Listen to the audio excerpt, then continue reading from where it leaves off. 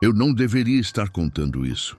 Se você está ouvindo minha voz agora, saiba que cada palavra que sai da minha boca me custa um pouco de paz. E talvez atraia olhos que eu passei os últimos 10 anos tentando fechar. Mas o silêncio é uma prisão pior do que o medo. Meu nome é Marcos, hoje tenho 46 anos, e durante muito tempo eu não fui apenas um homem. Eu fui uma ferramenta. O que eu fiz não pode ser desfeito, e o que eu vi, bem, o que eu vi ainda me observa do canto escuro do meu quarto, todas as noites, esperando o momento em que eu finalmente baixe a guarda. Antes de ser o que chamam de bruxo, eu era apenas o Marcos da oficina. Morava em um subúrbio de classe média em Curitiba. Tinha uma esposa chamada Helena, que cheirava a amaciante de roupas, e uma filha de 6 anos, a Juju, que era o centro do meu universo.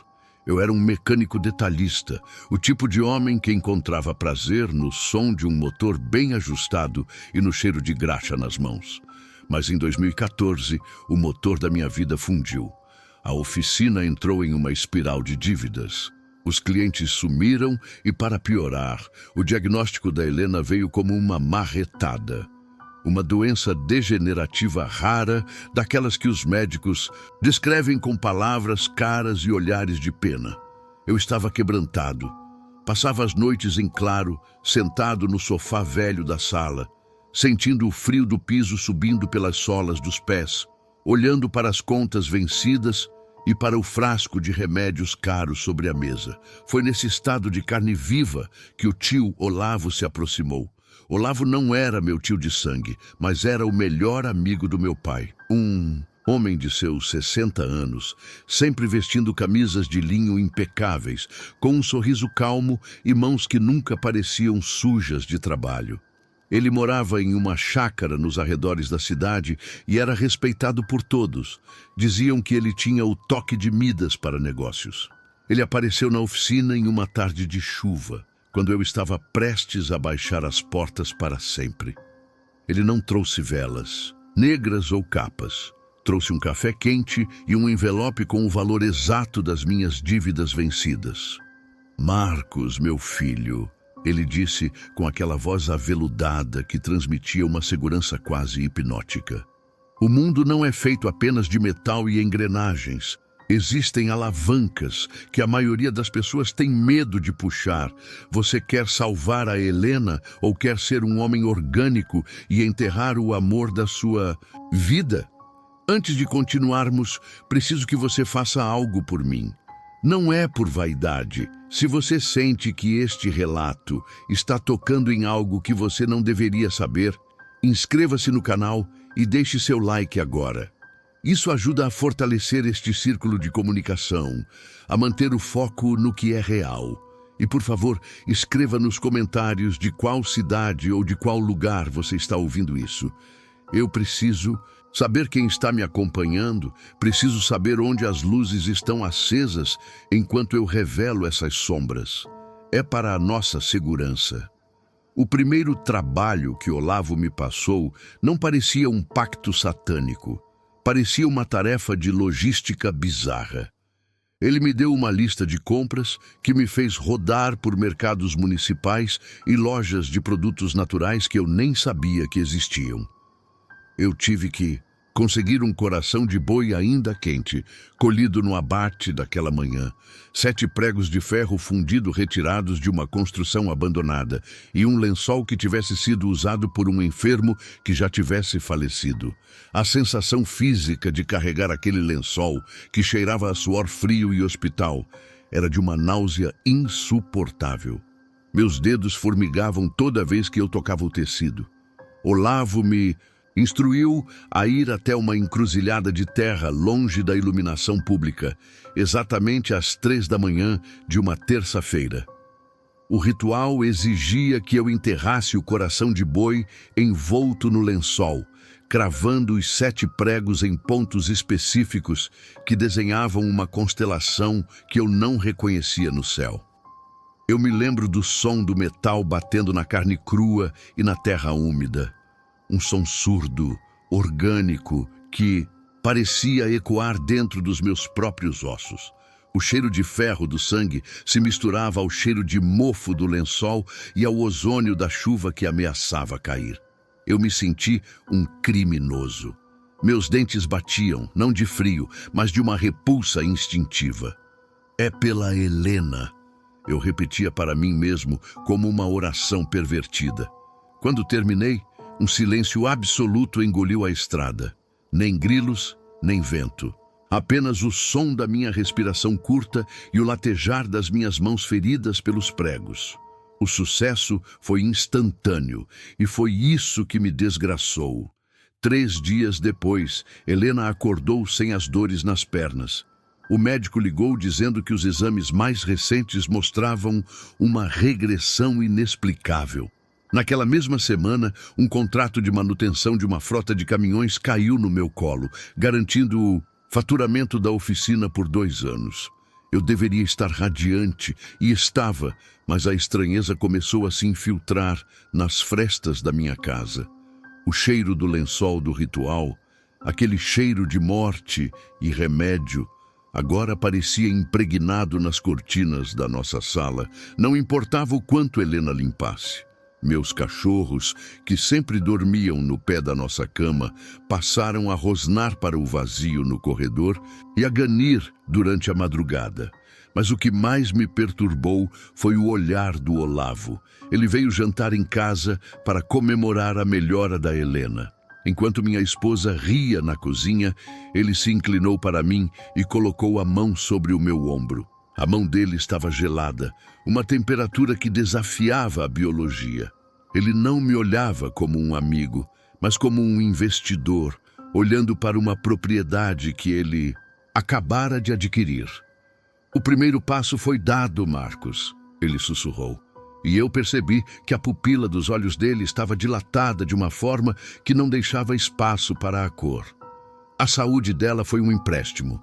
Agora vamos falar sobre a primeira parcela do pagamento. Foi naquela noite que eu percebi que o sucesso não tinha gosto de vitória. Tinha gosto de cinzas. E o pior era saber que naquela encruzilhada eu não tinha apenas enterrado um coração de boi. Eu tinha aberto uma porta que agora eu sei nunca mais se fecharia totalmente. A primeira parcela não veio em forma de dinheiro. Veio em forma de silêncio. Um silêncio que começou a devorar os ruídos naturais da minha casa, como se as paredes estivessem prendendo a respiração. Olavo passou a me ligar em horários que desafiavam o bom senso, 3, 4 da manhã. Ele não perguntava se eu estava acordado, ele apenas ditava endereços e listas. As tarefas deixaram de ser logística e passaram a ser uma descida metódica ao esgoto da alma. Em uma semana, eu tive que conseguir terra de um túmulo de alguém que tivesse morrido por suicídio. Tive que pular o muro de um cemitério antigo em Almirante Tamandaré, sob uma garoa que parecia agulhas de gelo na minha nuca. A terra não era comum. Ela tinha uma textura gordurosa, um cheiro de carne antiga misturado com amoníaco. Olavo me instruiu a espalhar essa terra sob o tapete da entrada de um concorrente meu da oficina. O efeito foi devastador e rápido. O homem, um pai de família honesto, perdeu a sanidade em menos de 1 mês. Diziam que ele começou a ouvir vozes dentro dos motores que consertava, até que um dia ele simplesmente incendiou o próprio estabelecimento com ele dentro. Enquanto eu via a notícia no jornal local, sentia uma náusea que me subia pela garganta, mas o saldo da minha conta bancária subia na mesma proporção. Eu justificava para mim mesmo, é o mercado, é a sobrevivência. Pelo menos a Helena está de pé. A culpa era um parasita que eu alimentava, com notas de R$ 100. Mas o parasita estava crescendo rápido demais para o hospedeiro.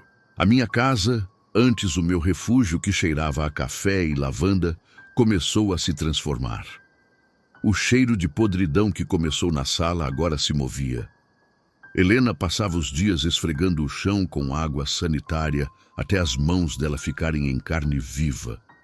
Mas o odor de carcaça úmida voltava assim que ela parava. Ela Chorava, dizendo que havia algo morto entre as paredes, mas os encanadores não encontravam nada, e havia a Juju. Minha doce menina de 6 anos começou a desenhar pessoas sem rosto em volta da nossa cama.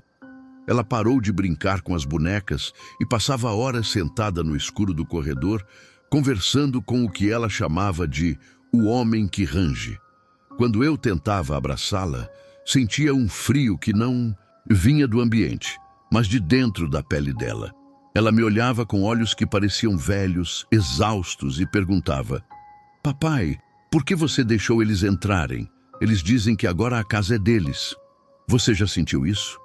Aquele arrepio gelado que sobe pela espinha sem motivo algum, ou a sensação nítida de que há algo parado bem atrás de você, no canto do olho, enquanto você ouve este relato sozinho. Se você sentiu essa pressão no ambiente agora, eu te peço, inscreva-se no canal, deixe seu like como um voto de coragem. É a sua forma de dizer que você está do lado da luz, que você não aceita as sombras que tentam se aproximar quando as verdades são ditas. Fortaleça esse vínculo agora, antes que o relato fique ainda mais denso. O isolamento era absoluto. Eu estava cercado por quem eu amava, mas vivia em um abismo. Eu não podia contar para a Helena que a saúde dela era sustentada por rituais que exigiam que eu passasse madrugadas em vigília dentro de matagais, segurando velas feitas de gordura animal que cheiravam a morte, repetindo palavras que faziam a minha língua queimar. O único que me entendia, o único com quem eu podia falar, era o Olavo. E ele sabia disso.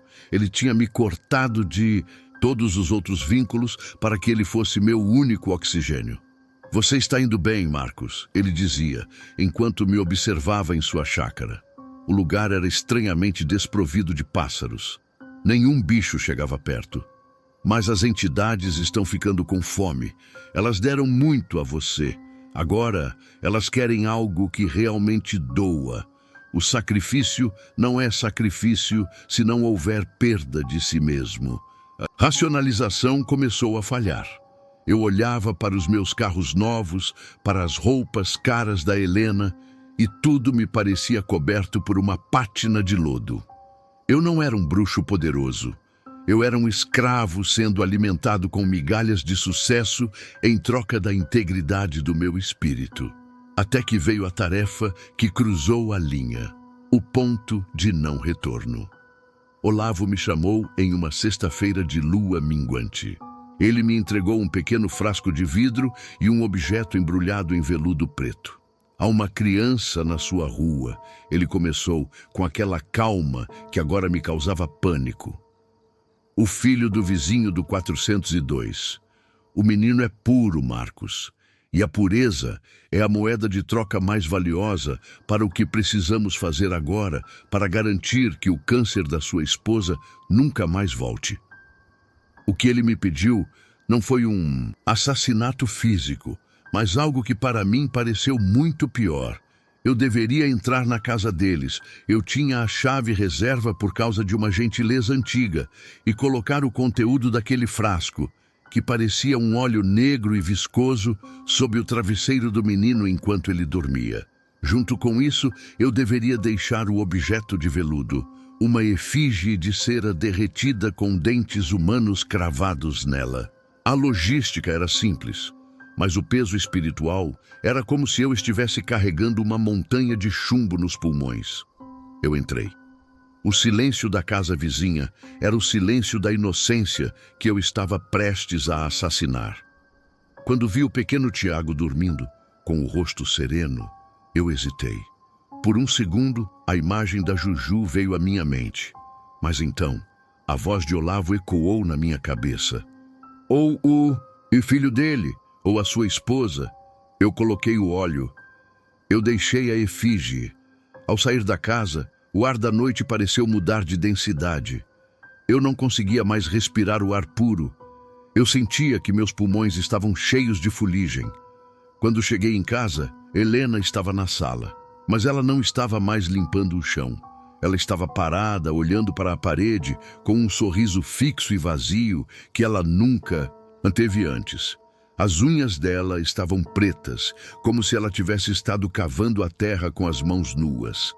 Ela se virou para mim e, com uma voz que não era a dela, uma voz sobreposta, como se várias pessoas falassem ao mesmo tempo, ela disse: "Obrigada pelo presente, meu amor.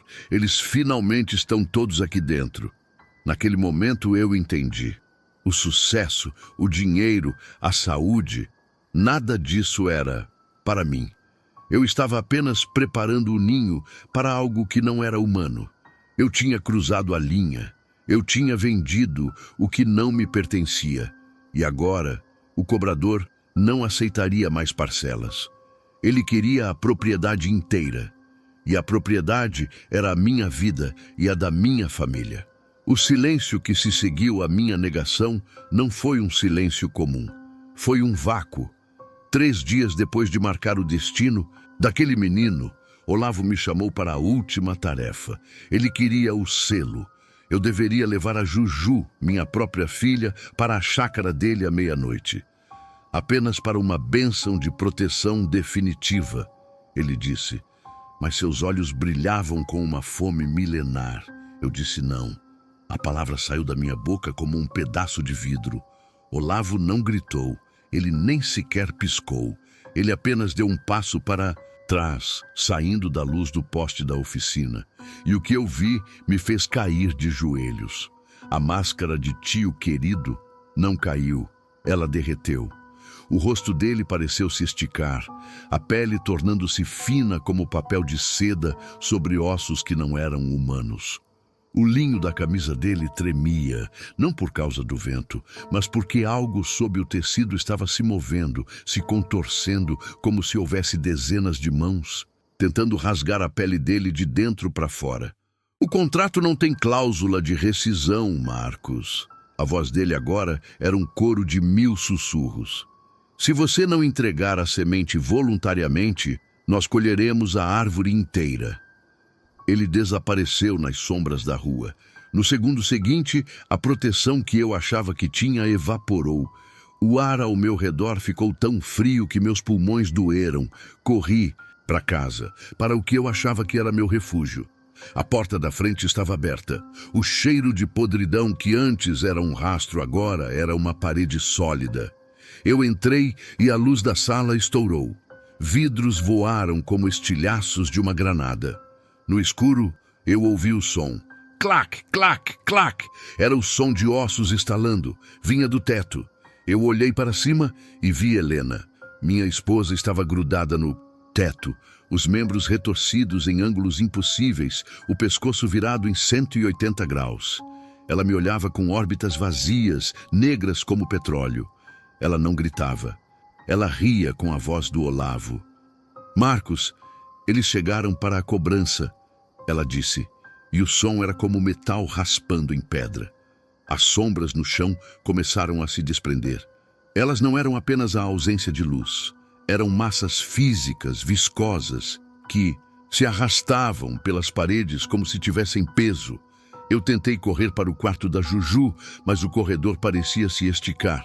A cada passo que eu dava, a porta ficava mais distante. O chão sob meus pés tornou-se mole, como carne podre.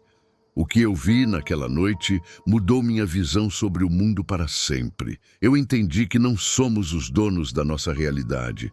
Somos apenas inquilinos que, às vezes, convidam monstros para entrar. Se você está ouvindo isso e sente uma energia pesada agora, como se o ar estivesse faltando no seu quarto, por favor, pare. Escreva Amém ou uma palavra de proteção nos comentários agora. Inscreva-se para fortalecer este círculo. Não ouça o desfecho sem estar protegido. O que aconteceu a seguir desafia qualquer lógica. Eu consegui chegar à porta da Juju. Estava trancada por dentro. Eu a esmurrei, meus nós dos dedos sangrando, mas a madeira parecia feita de ferro. Do outro lado, eu ouvia o choro da minha filha, mas não era um choro comum. Eram gritos de puro pavor, interrompidos por sussurros em uma língua que fazia meus ouvidos sangrarem. "Solta ela!" Eu gritei para o vazio. "Pega a mim, o pacto foi meu." Uma risada gutural ecoou de todos os cômodos. Ao mesmo tempo, a casa começou a se contrair. As paredes estavam se fechando, esmagando os móveis que eu comprei com o sangue alheio. A televisão de 70 polegadas explodiu em chamas negras. O sofá de couro se rasgou sozinho, revelando o que parecia ser gordura humana por dentro. Eu percebi então, tudo o que eu tinha construído, a oficina, o dinheiro, os luxos, eram as correntes que me prendiam. É aquela frequência. Cada objeto comprado com aquele dinheiro era um farol para aquelas entidades. Eu precisava destruir tudo. Peguei o galão de gasolina que sempre deixava na garagem para emergências.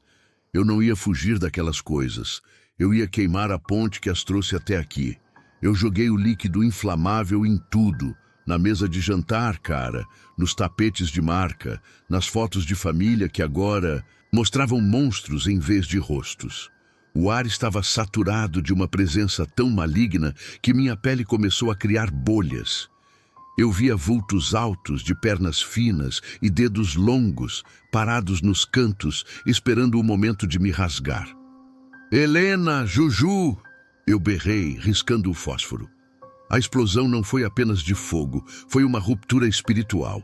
Quando as chamas tocaram o óleo que eu tinha usado no ritual do vizinho, que eu tinha trazido nos sapatos, um grito inumano rasgou a fundação da casa. As portas se escancararam. Eu vi Olavo no meio das chamas. Ele estava parado no centro da sala, imóvel, enquanto o fogo consumia sua pele humana, revelando algo negro, brilhante e cheio de espinhos por baixo. Ele estendeu a mão para mim, e o calor era insuportável.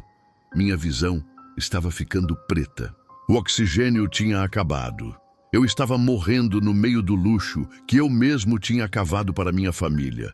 Eu caí no chão, sentindo o calor derreter meus sapatos. Foi quando eu ouvi, acima do rugido do incêndio e dos gritos das sombras, o som de um pequeno rádio de pilha que Juju tinha no quarto. Ele estava sintonizado em uma rádio evangélica que a minha mãe costumava ouvir. Uma voz calma falava sobre luz e autoridade. Naquele momento, eu não pedi dinheiro, eu não pedi sucesso. Eu não pedi para ser bruxo, eu pedi misericórdia. O que aconteceu em seguida não pode ser explicado pela ciência. O teto da casa não desabou sobre nós. Ele se abriu para algo que não era fogo nem sombra. Foi o início do fim da minha vida como eu conhecia e o começo de uma guerra que eu travo até hoje. Mas para tirar minha família daquela casa viva, eu tive que deixar meu antigo eu morrer carbonizado naquele altar de ganância. A libertação não veio com coros de anjos ou uma luz cegante. Ela veio com o gosto de sangue e cinzas na minha boca. Quando o pastor daquela pequena congregação de bairro colocou as mãos sobre a minha cabeça, no meio dos escombros ainda fumegantes da minha sala, eu não senti paz. Eu senti um rasgo. Foi como se uma mão invisível tivesse mergulhado dentro do meu peito, agarrado algo que já tinha criado raízes nos meus órgãos e puxado com toda a força. Eu gritei. Gritei até minhas cordas vocais falharem, até o som se tornar um chiado seco. O que saiu de mim não foi fumaça ou sombras cinematográficas. Foi um frio súbito que fez as janelas que restavam da casa trincarem. Por um momento, o peso que eu carregava nos pulmões desde o primeiro ritual sumiu, mas o vazio que ficou no lugar era igualmente aterrorizante. Eu estava livre, mas era uma liberdade de sobrevivente de naufrágio. Eu estava vivo, mas tinha perdido o chão. Olavo nunca mais foi visto. A polícia encontrou a chácara dele absolutamente vazia, sem móveis, sem documentos, sem rastro de vida humana. Disseram que o lugar parecia abandonado há décadas, embora eu tivesse estado lá apenas 2 dias antes. Mas eu sei que ele não morreu. O mal daquela magnitude não morre. Ele apenas troca de pele, espera o próximo homem vulnerável, o próximo pai desesperado. Hoje, Vivemos em outra cidade, em uma casa pequena, sem luxos, onde o cheiro de graxa da minha nova oficina é o único perfume que me permito. Mas a sobrevivência teve um preço que a maioria das pessoas não conseguiria pagar. Helena está comigo, mas não está aqui. Ela me olha, mas seus olhos parecem focar em algo que está 2 palmos atrás da minha cabeça. Ela não suporta mais o meu toque. Diz que minha pele, por mais que eu tome banho, ainda exala o cheiro daquele óleo negro. Dormimos em quartos separados. A Juju, minha pequena Juju, ela cresceu, mas o brilho nunca voltou. Às vezes, eu a pego parada diante do espelho do banheiro, sussurrando nomes que eu só li naqueles livros proibidos que o Olavo me deu. Nomes que invocam ventos gelados e fomes antigas. Ela sorri para o reflexo de um jeito que me faz querer trancar a porta do meu quarto por dentro. E tem o Tiago, o filho do vizinho que eu marquei com o ritual. Soube que ele parou de falar. Os pais dizem que ele passa os dias olhando para o nada e que às vezes, durante a noite, os brinquedos no quarto dele começam a se mover sozinhos. Eu carregarei o peso daquela alma corrompida até o dia em que eu for para debaixo da terra e talvez nem lá eu encontre descanso.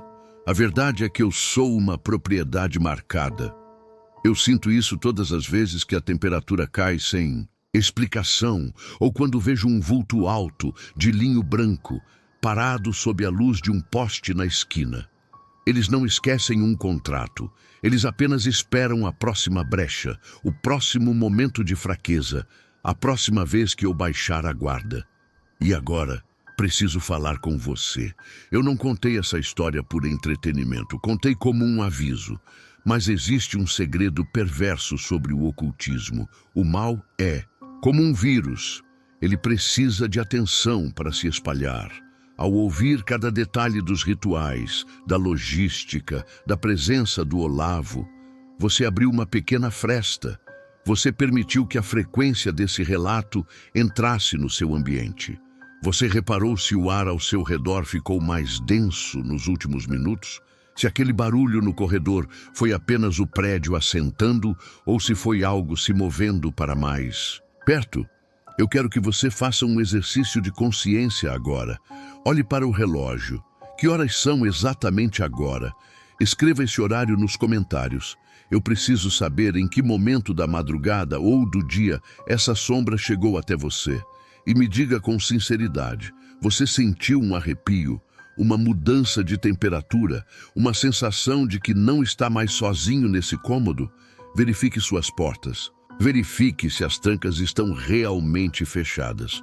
O mal não precisa de convites formais. Ele só precisa que você acredite que ele é possível. E agora, depois de tudo o que eu te disse, você sabe que ele é. Cuidado com quem oferece ajuda quando você estiver no seu limite. O preço da mão amiga pode ser a eternidade. Eles estão ouvindo. E agora, eles sabem que você sabe. Boa noite. Se conseguir, dormir.